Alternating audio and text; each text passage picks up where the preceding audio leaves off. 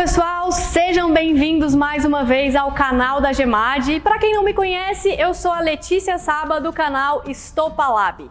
Hoje o assunto que a gente vai falar é um assunto que eu adoro, que são portas de passagem. E eu adoro porque existe uma versatilidade muito grande de opções quando você fala em portas de passagem.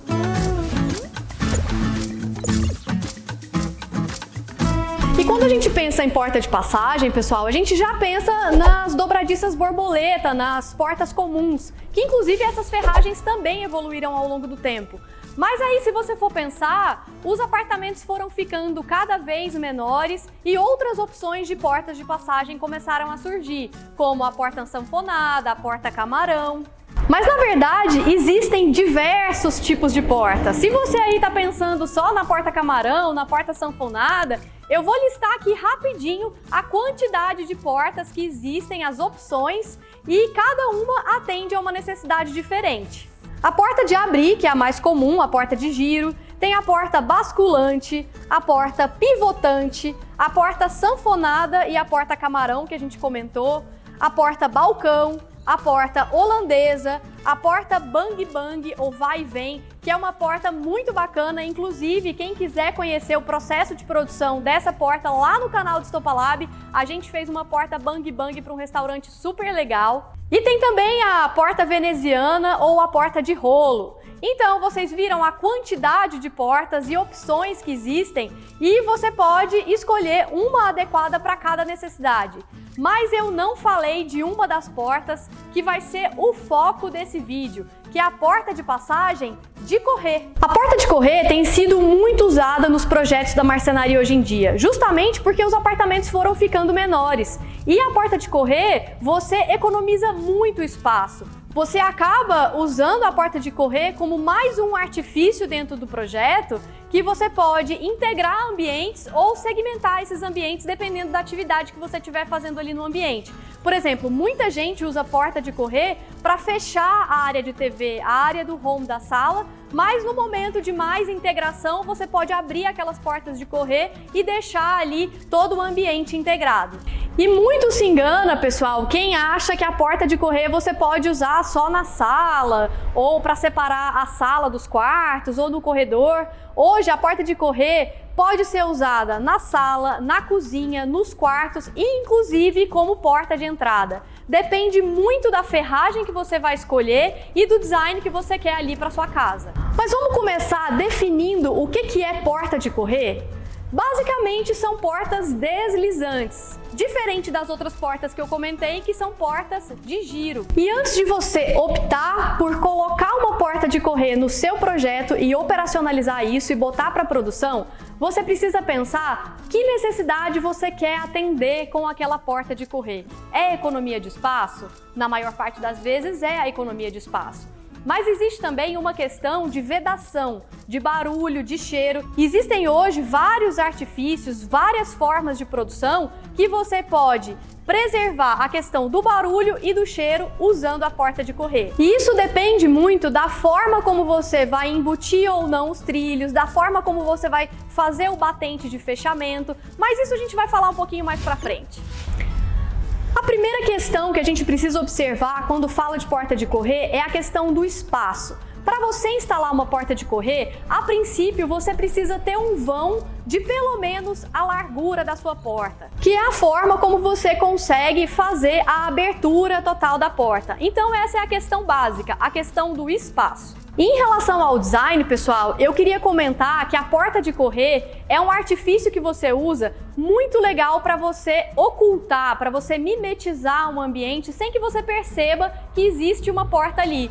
As pessoas hoje têm projetado muitas portas de correr ripadas, que fica super bonito, e até mesmo aquelas que a parede está toda revestida de painel de madeira e a porta fica ali oculta. É uma forma muito bonita e muito elegante de você instalar a porta de correr, economizar espaço e deixar ali o ambiente super harmônico.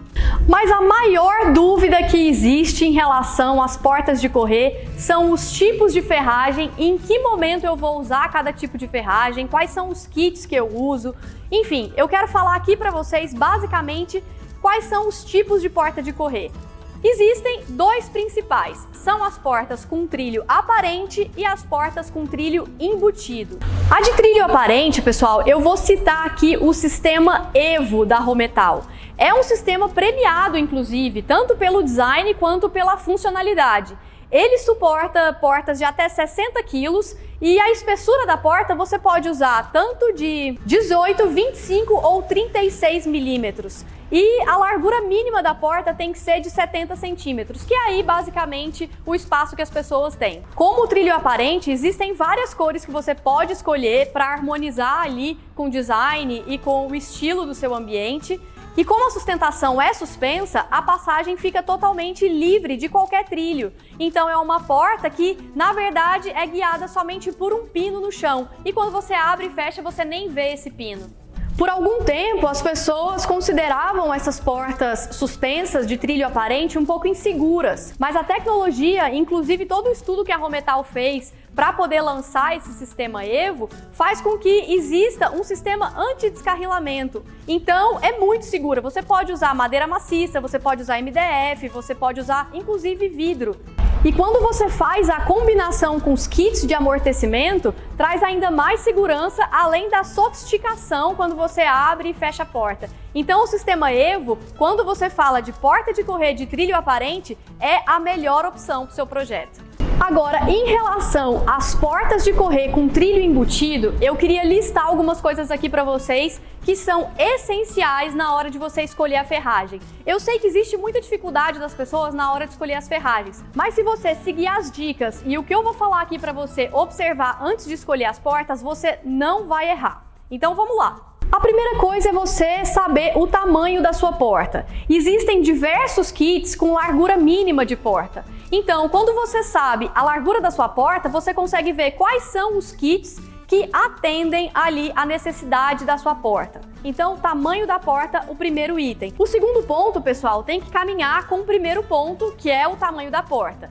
E é o peso da porta. Existem sistemas que suportam de 40 a 100 quilos cada folha de porta. E por que você precisa se preocupar com isso? Se você coloca uma porta muito pesada num trilho que não suporta aquele peso, a chance de descarrilamento, de até cair a sua porta ou até empenar é muito grande. Então, existe um estudo para cada sistema, para cada peso de porta, para justamente atender você e atender o seu cliente. Mas o problema também se inverte quando você coloca uma porta muito leve com um sistema que suporta muito peso. Porque aí o deslizamento ele vai acontecer muito rápido. E se você não coloca um sistema de amortecimento, por exemplo, existe até um risco de acidente, porque a porta vai fechar mais rápido do que a pessoa espera ali de uma porta abrir e fechar. Então, tamanho de porta é o primeiro ponto e peso da porta é o segundo ponto. A terceira questão aqui é a região em que a porta vai ser instalada, que eu quero aproveitar para falar do RO81XT da Rometal. Esse sistema, ele é feito com um polímero de engenharia. Isso significa que ele tem uma resistência à corrosão. Então, quando eu falo da região em que a porta vai ser instalada, por exemplo, se você está fazendo um projeto em alguma região litorânea ou uma região que é muito úmida ou que, enfim, está em algum lugar da casa que tem bastante umidade, vale a pena você pesquisar no mercado e conhecer, por exemplo, o RO-XT da Rometal, que foi feito justamente para evitar essas questões de corrosão e de maresia. Então, quando você tem um cliente nessa situação, você mostra muito profissionalismo oferecendo aquela solução que não vai dar manutenção ao longo dos anos, justamente porque é feito de um material para resistir às condições daquele ambiente. Esse sistema, pessoal, são só 2 rolamentos com uma fixação por chapa e o freio é resistente a impacto também. É uma excelente opção para portas de passagem e a tecnologia aplicada nele faz a gente pensar nesse ponto de escolher a ferragem correta para o local correto. Então fica esse ponto de atenção. E o último ponto, pessoal, são em relação aos kits que você vai combinar com a sua ferragem escolhida. Então você já escolheu a ferragem adequada ao tamanho, adequada ao peso. O que mais você precisa definir na hora de comprar todo o kit para instalar a sua porta de correr? Cada sistema ele é compatível com alguns tipos de trilho ou trilhos universais e é compatível também com sistemas de amortecimento, com gatilhos, com freios, enfim, existem muitas opções de kit para cada necessidade e cada ponto de sofisticação e segurança que você vai querer colocar na sua porta de correr. Por exemplo, pessoal, a RO82 da Rometal, ele é um kit que você pode escolher gatilhos, por exemplo, o gatilho cinza, que vai suportar portas de 40 a 60 quilos, e o gatilho preto, que vai suportar portas de até 100 quilos. Então, você compra o RO e você escolhe qual gatilho você quer usar. E aí, na hora de escolher o amortecedor também, o kit de amortecimento para essa porta, existem até cores diferentes das caixas para você realmente fazer a compra certa. Para você usar um amortecedor exatamente para a porta de 80 a 100 quilos e não usar um amortecedor mais fraco. Isso tudo vai fazer uma diferença muito grande na hora de você abrir a sua porta e na experiência mesmo ali do seu projeto. E é um cuidado que você precisa oferecer para o seu cliente para ele não te dizer depois que prendeu o dedo na porta e você não deu a opção do amortecimento para ele. E essa combinação, pessoal, que você vai escolher para o RO82 da Rometal, depois que você já escolheu o sistema, que você já escolheu o gatilho, que você escolheu o amortecedor, você vai ver que você pode usar perfis de 3.000 milímetros até 6.000 milímetros. Ou seja, você pode preencher um espaço muito grande com portas de correr para integrar os ambientes ali do projeto, da casa do seu cliente.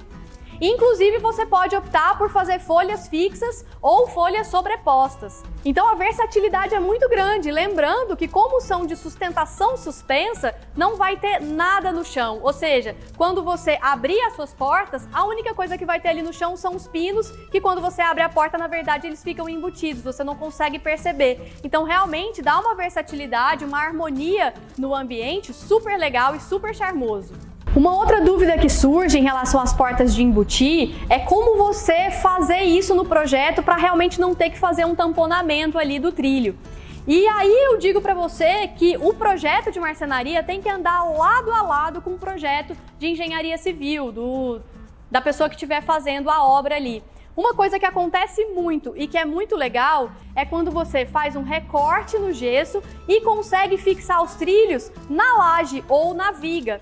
E essa fixação do trilho direto na laje ou na viga é muito legal, porque você pode usar a barra roscada e fazer o nivelamento do teto e do piso. Porque quem já instalou porta de correr sabe que, dependendo da casa, existe um desnivelamento do piso, às vezes por conta da queda d'água, enfim. E o que isso ocasiona? Às vezes por conta da falta de paralelismo entre o teto e o piso e os trilhos que você fixou no teto, ele causa uma abertura da porta sem que você esteja mexendo nela ali. É o que a gente chama de fantasma da porta de correr. Então, às vezes ela abre sozinha ou tem dificuldade no fechamento. E esse paralelismo, pessoal, ele é essencial para o bom funcionamento da ferragem que você escolheu. Então, combinar direitinho no momento da obra, de fazer uma abertura ali, você fixar e realmente ficar embutido. Você faz o gesso na altura ali do seu trilho. E aí você não precisa necessariamente sobrepor o trilho e fazer algum fechamento ali com marcenaria.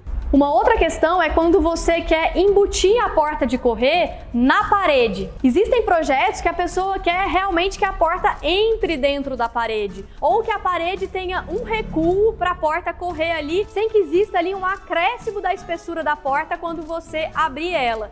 Por que isso tem que ser pensado antes da obra? Porque você precisa combinar com o empreiteiro, com o mestre de obra, enfim, com o engenheiro que estiver fazendo ali a obra do seu cliente, que é necessário fazer um desgaste dessa parede para que a porta possa correr ali dentro. Muitas vezes as pessoas optam por realmente derrubar a largura daquela parede e fazer uma caixa de madeira onde a porta possa correr ali dentro. Tem pessoas que optam por fazer as paredes de drywall para poder embutir a porta. Então são várias opções que você consegue embutir o trilho e não deixar a porta correndo por fora da parede. E sim, rente a parede, sendo ela de espessura menor, ou realmente dentro da parede, que fica super bonito. E aí sim a gente fala realmente de economia de espaço. Agora, isso também tem uma questão que vale a pena alertar aqui. Quando você embute o trilho na parede, a manutenção desse trilho fica muito complicada, porque é de difícil acesso. Então, quando eu falei para vocês que a fixação do trilho na laje ou na viga é uma excelente opção, é porque, de fato, se for bem instalado, observando o paralelismo em relação ao chão, você não vai ter manutenção com esse trilho. Mas se você eventualmente tiver manutenção com uma ferragem, eu trago até o exemplo do próprio RO da Rometal, que pensou nesses espaços estreitos e uma forma de você fazer manutenção de forma simples e fácil. Para vocês verem aí como a tecnologia das empresas de ferragem, e especialmente aí da Rometal, atua pensando não somente na instalação simplificada das suas ferragens, mas também na manutenção fácil da sua porta. E lá no começo do vídeo eu comentei com vocês sobre a questão da vedação. Pessoal, existem alguns cuidados que você precisa ter na hora de oferecer o serviço para o cliente e algumas soluções para o cliente dentro do projeto que ele escolheu, que é, por exemplo, em relação ao barulho e ao cheiro. Se você coloca uma porta numa cozinha, por exemplo, a porta de correr, em regra, bate seco no batente. Você pode optar em fazer, por exemplo, o batente em U, que vai fazer com que a porta entre ali um pouquinho no batente e resguarde a questão do cheiro e do barulho. Realmente vai fazer uma diferença muito grande nas cozinhas, por exemplo, porque você acaba fazendo uma vedação maior com esse batente em U em relação aos espaços, tanto para cheiro quanto para barulho. Agora, se você está num projeto em que não vai ter nenhum tipo de obra e você vai ter que colocar o trilho sobreposto, você não vai conseguir embutir ele no gesso, é importante que você tome o cuidado de não deixar aquele trilho aparente, faça realmente um frontão ou esconda ele em alguma moldura de marcenaria. Fica um trabalho mais primoroso, mais caprichado e eu tenho certeza que o seu cliente vai achar muito mais bonito no resultado final. E por último, em relação a esses cuidados, é legal você pensar que na maior parte das vezes a porta de correr acaba estragando um pouquinho o rodapé ou riscando ali a porta de correr. Então pense na hora de fazer o acabamento e a finalização do rodapé com a sua porta de correr, para realmente minimizar a necessidade de manutenção da sua porta. Se você ainda tem qualquer dúvida em relação a qual porta de correr escolher, se você precisa tomar essa decisão, saber quais kits comprar e ainda surgir alguma dúvida, eu abro o espaço aqui dos comentários. Aproveito para pedir o like do seu vídeo e se você for em qualquer loja da Gemad perto de você, eu tenho certeza que os atendentes vão estar prontos para tirar suas dúvidas. Se você já sabe qual kit escolher, depois que assistiu esse vídeo, entendeu tudo, sabe qual kit, qual ferragem, qual amortecedor, qual gatilho, pode ir no e-commerce da Gemad que você vai encontrar todos os produtos lá. Mais uma vez eu agradeço a Gemad pela oportunidade de falar sobre marcenaria e a você também e até a próxima. Tchau, tchau!